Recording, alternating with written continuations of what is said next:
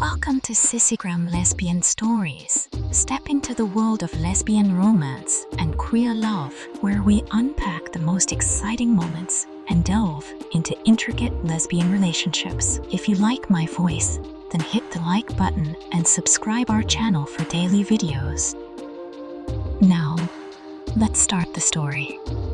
I hadn't planned on attending the wedding. It was a spur-of-the-moment decision, motivated more by curiosity than a genuine desire to celebrate. The bride, Alina, had been a close friend during college, but over the years, we drifted apart. Her invitation had sat untouched on my kitchen counter for weeks before I finally decided to go, figuring it might be nice to see a few familiar faces. What I hadn't anticipated was seeing Maya. Maya and I had once been inseparable, best friends through every twist and turn of college life, but our friendship ended abruptly after an argument I still remembered vividly. Maya had confessed her feelings for me, and instead of responding honestly, I'd lashed out. Her words had stirred something inside me that I wasn't ready to confront, a mix of confusion and fear.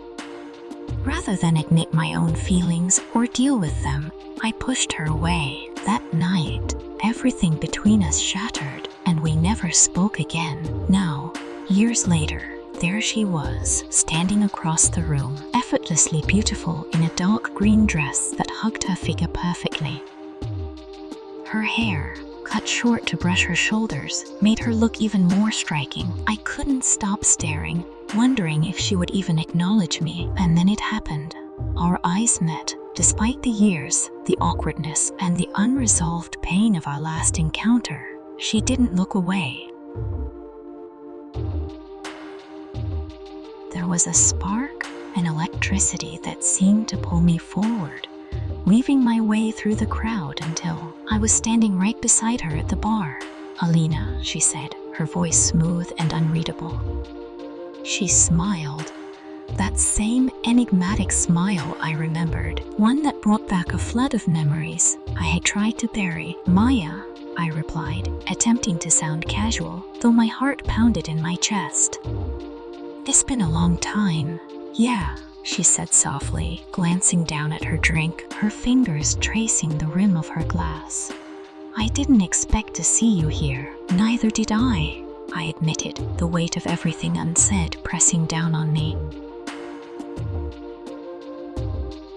"It's good to see you," she nodded, and for a moment, silence stretched between us, a strange, fragile space where the past and present collided. We drifted into small talk, reminiscing about old friends and long-forgotten college stories, but the tension beneath our words was undeniable.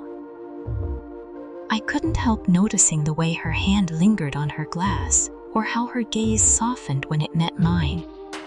Somewhere in the quiet exchanges, I felt the spark between us flicker back to life, as if no amount of time could extinguish the connection we once shared. After a while, Maya turned to me, a wistful smile playing on her lips.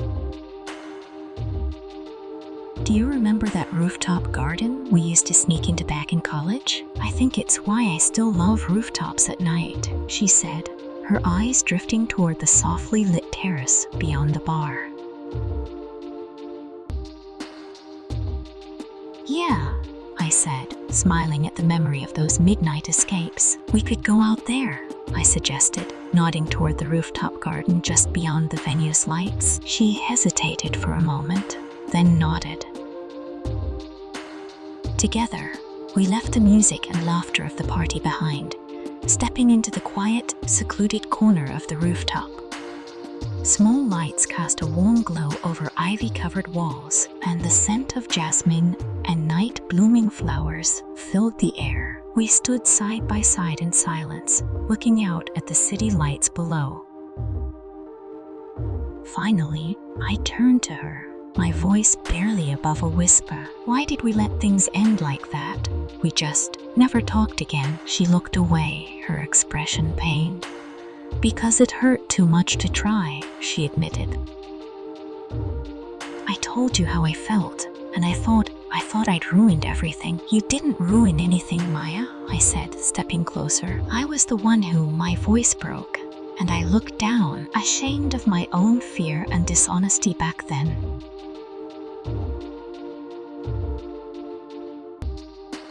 I was the one who wasn't ready. She reached out, her fingers brushing my arm gently. It's all right, Alina, she said softly, her voice a mix of sadness and warmth. I'm not blaming you. Her touch lingered, and I felt a rush of warmth, my pulse quickening. We stood there, close but not quite touching, the weight of everything we hadn't said hanging between us. Then, suddenly, she closed the distance, her lips pressing against mine in a kiss that was tender yet filled with quiet urgency. I melted into her, my arms wrapping around her waist as the kiss deepened, years of silence and distance dissolving in a single moment. When we finally pulled apart, breathless, Maya looked at me with an expression that made my heart ache. Her voice was barely a whisper.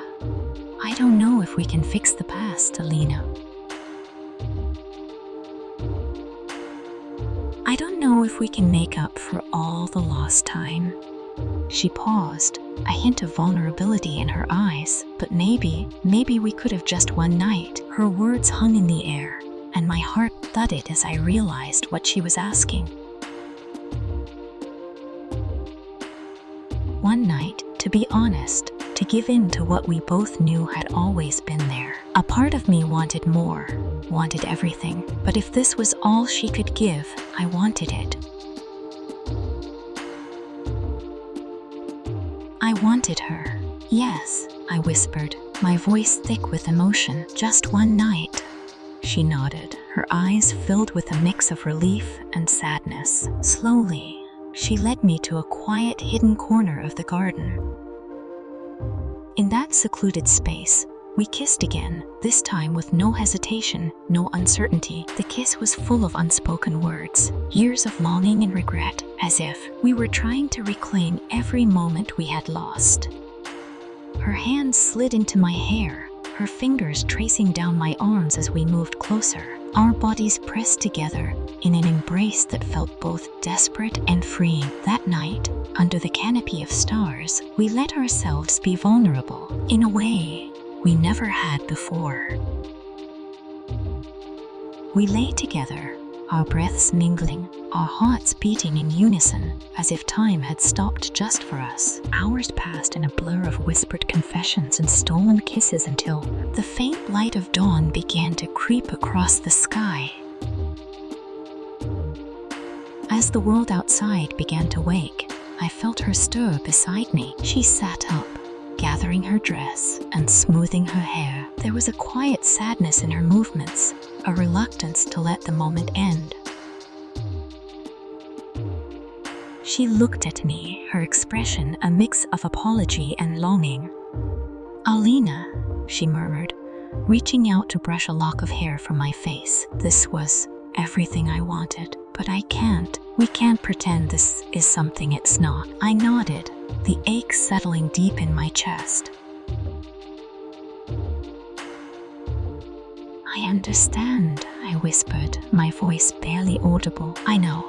With one last lingering kiss, she stood and walked away, leaving me alone on the rooftop as the sun rose. I watched her go, knowing I was letting her leave my life once again. This time, though, I wasn't angry or afraid. I had given her my heart for one night, and even if it wasn't enough, it was more than I had ever allowed myself to hope for. This is where the story ends. If you like this kind of content, please subscribe Sissygram Lesbian Stories and like the video. Also share your experience to motivate others and learn from your experience. We have spent hours to make such content for you.